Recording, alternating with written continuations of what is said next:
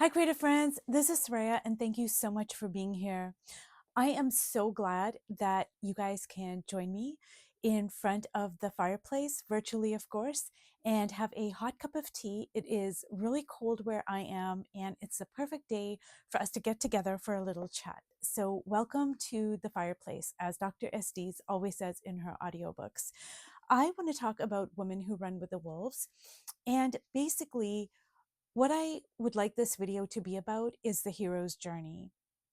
Now, this entire book, in my opinion, from my experiences, is about the hero's journey. She takes fairy tales, folklore, and uses them as a vehicle to show us how we can mine the female psyche, how we can heal ourselves, rescue ourselves, transform ourselves, um, enlighten ourselves, expand ourselves. And that's basically what each of the fairy tales in this book is about. Now, she uses Jungian psychology. And so I have this book over here. It's called The Hero Within.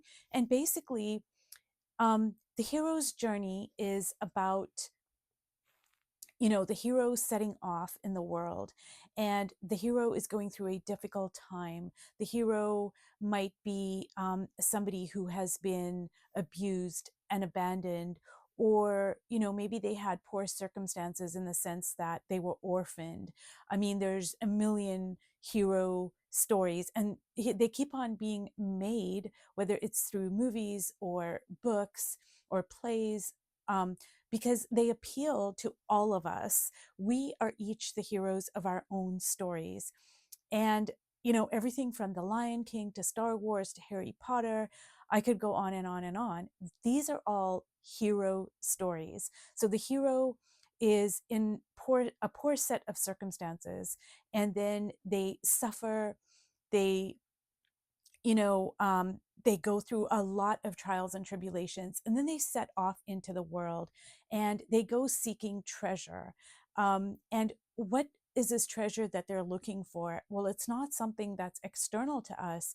The treasure that we're all looking for is inside of ourselves. So, of course, the hero or the heroine, they go searching and searching and searching, and they go looking here, they go looking there, they go looking everywhere for the treasure that they think is going to heal them, fortify them, nourish them, bring them into wholeness.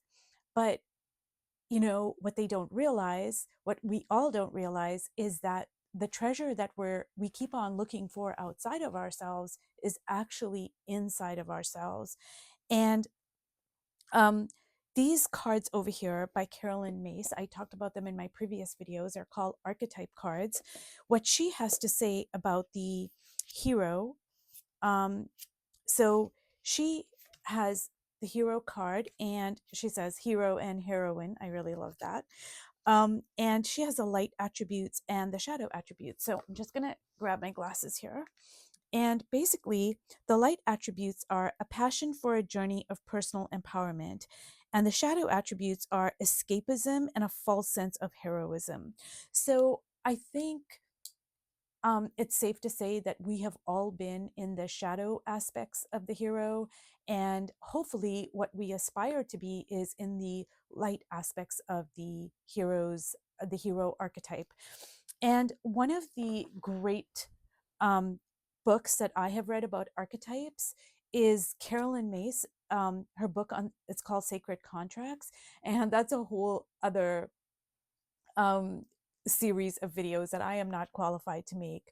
She has a YouTube channel of her own. I don't know if she goes into talking about the archetypes in specificity on her YouTube channel, but she does have audiobooks. And basically, what Carolyn Myss says is that there are 12, I think it's 8 or 12 archetypes that everybody has. Four of them are universal. So every single person has those four archetypes. And then the rest of the archetypes are personal only to the individual. And basically, what she says in Sacred Contracts is that whatever archetypes we have that are personal to us, we have a sacred contract with them. And she talks a lot about it in a religious sense, but also in a very impersonal sense, which is why I can relate to her work, because I am not a religious person. I think I'm more of a spiritual person. And she really, while she uses religion as a skeleton, like a framework for her work, she goes very much into the spiritual aspects of sacred contracts and talking about the archetypes and the chakra system, et cetera, et cetera. So, like I said, I am not qualified to talk about her work in depth, but I am. I have read her book, Sacred Contracts, and I've listened to a lot of her audiobooks, and I really resonate with her work. So I will leave all of this information in the description below if you are interested in it. But getting back to the hero's journey. So, what Carolyn Myss has to say, and in her book, because she has a little booklet that goes along with the archetype cards, and it gives you a little more in-depth explanation about the archetypes. So what she says is the hero or the heroine, it's also the other archetypes that relate to the hero and the heroine is a knight or a warrior. And that's not warrior like WORRIER, like you worry about stuff, but a warrior, like, fighting, like a um, like a warrior. So, what she says is confronts increasingly difficult obstacles to awaken an inner spiritual power and achieve a heroic vision that ultimately serves the tribe. So, basically, the way I read that is just say somebody who is, let me see, for example, say somebody who's an alcoholic and they go through the whole process of detoxing, and they maybe lose relationships that are important to them, lose their marriage, just experience a lot of trials and tribulations. And then what they do is they go on to become empowered. They conquer their addiction and they learn a lot from what they have been through. So then they go on to serve their tribe, their community. They start, giving lectures and giving talks about what they did, how they healed.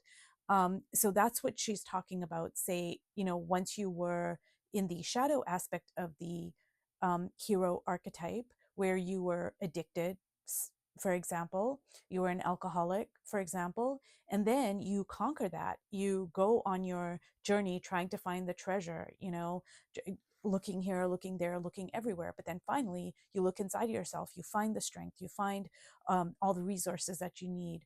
And then you go on to heal yourself, to kick your addiction to the curb, and now you go on to help other people. So that's what the journey would be in that example. And then she says, conquer survival fears that might compromise the journey of empowerment. So basically, what I take that to mean in my understanding of it is, so just say, for example, a woman who is in an abusive marriage, for example, and she is only staying for the kids or for her survival, to get her survival needs met, to get her financial needs met. Maybe her community would look down upon her. Maybe the church would, vilify her, and she would become an outcast in her community. So she has this fear of not leaving this abusive situation. But so again, she would be in the shadow aspects of the hero journey or the heroine journey, and then she would, find the strength within herself, hopefully. But maybe not, because there are so many people who stay stuck in the shadow aspect, and that is the whole um, journey of um, consciousness. That is a whole journey of empowerment. That is a whole nuts and bolts of what Dr. Clarissa Pinkola Estes is talking about in this entire book, is the hero's journey, the heroine's journey.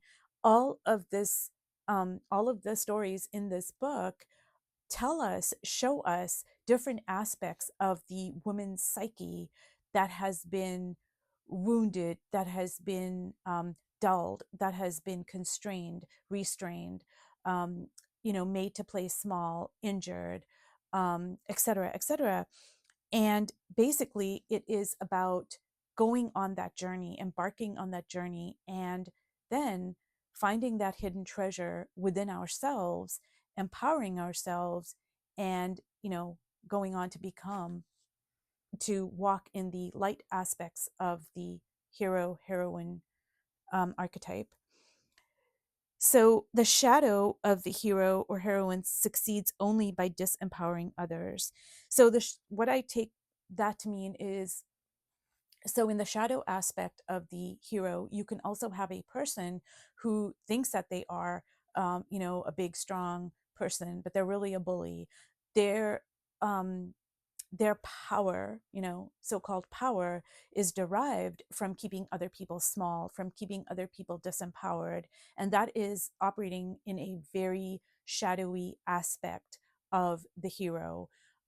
Somebody who needs to bully somebody else or take away their light, squash their light, um, make them feel, insecure, never have a kind word to say, or you don't want to empower somebody because their disempowerment is what is fueling, you know say, if my empowerment is only propped up by me disempowering somebody else, well, I'm in my shadow aspect of the hero archetype. um and I guess an example that comes to mind is, say, for example, somebody who is very racist, and they have to put somebody else down just to prop themselves up. Or if you're really sexist, for example, and you have to put down somebody else, like, say, a woman, for example, you have to put down women, or women do this to men as well, all men are XYZ. Well, if I have to do that, if I have to vilify somebody else to feel good about myself, then I am in the shadow aspect of the hero archetype. And the last thing she has to say is, Carolyn Myss, in her little book here, is she said, look for a history of facing and overcoming odds in both material and spiritual realms. So it's not about looking at one aspect of your life and saying, well, I did this one thing, so I'm operating in my shadow self, but try to look for patterns. So try to see, what do you do on the regular? And like I said, I'm sure all of us have operated in that very shadowy self. I know I have, for absolutely certain. And I'll get to that in a minute here. I'm just going to put away these cards. So basically,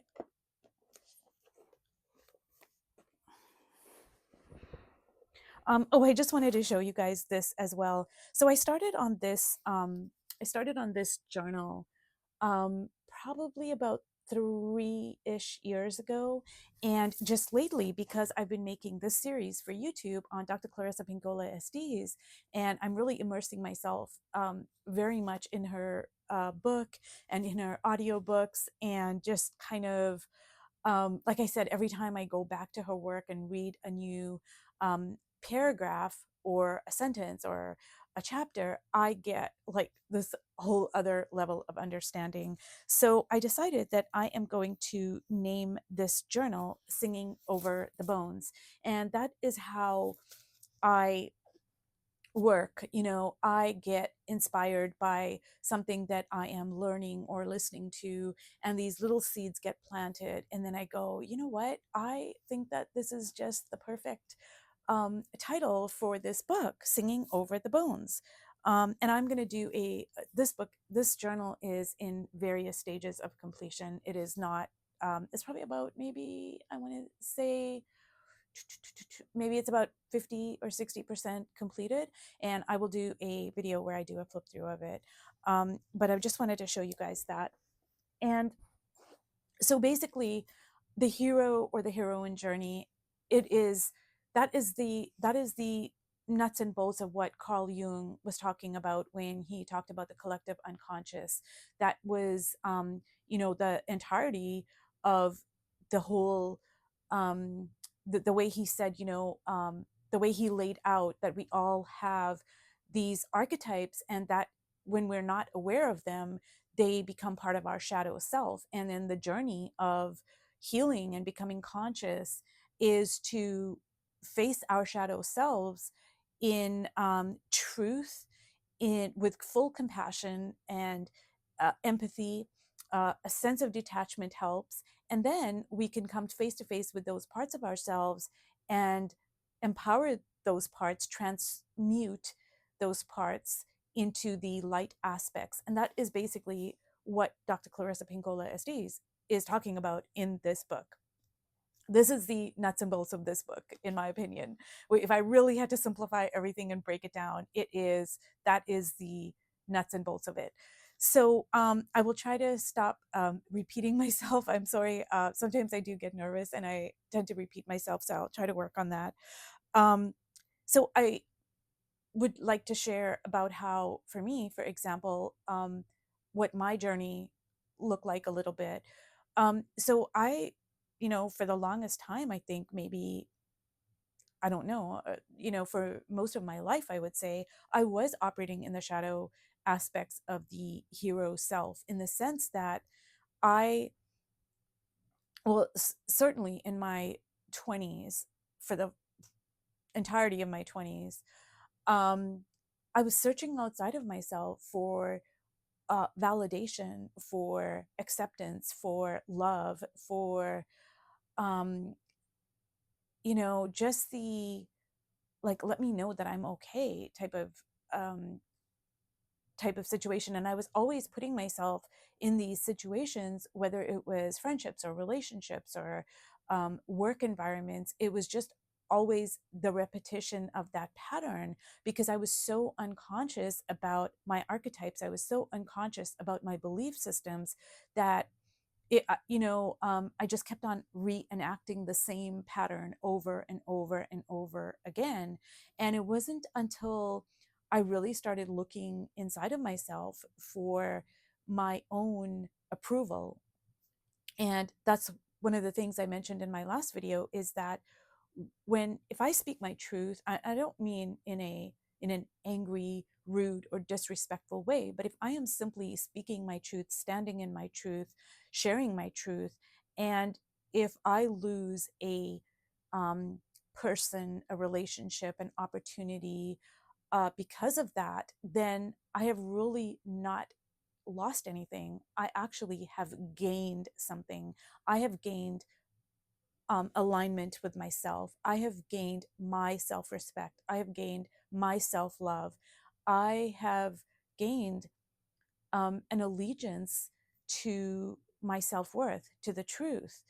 So when I shifted that perspective, and it's kind of a subtle shift in energy, when I kind of, just like a slight, like, just like a little bit of a tweak, and you just shift that perspective a little bit, it helped me so much.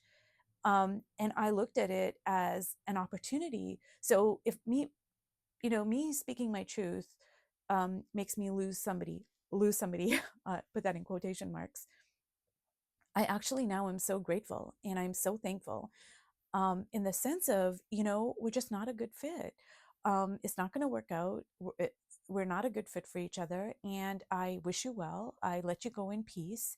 And that's it. Whereas when I was in my younger years, there was like so much of rejection and pain and hurt, and, keep on trying to prove myself. Well, I shouldn't have said this. And that's what I meant when I was, stuck in these relationships and places and situations, because I was not in alignment with who I was. So part of me was like, you know, like my heart was in one place, and then my head, my beliefs, were in another place. And then my throat chakra, which is, speaking truth, standing in my truth, setting boundaries, articulating what I want to say, that's all right here. And in between, my heart is in a different place, my head is in a different place, and then my throat chakra gets really stifled, it gets stunted. It doesn't, because my head, my belief system is not aligned with my heart.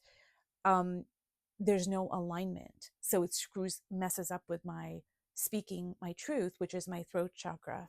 So, anyways, I'm not going to go into the whole chakra thing right now, but it just, I'm just trying to explain that, um, when I realized that, hey, if somebody is not for me, if an opportunity is not for me, I am so grateful that I know that, I'm so um relieved, like, oh, okay, I found this out, and the sooner the better.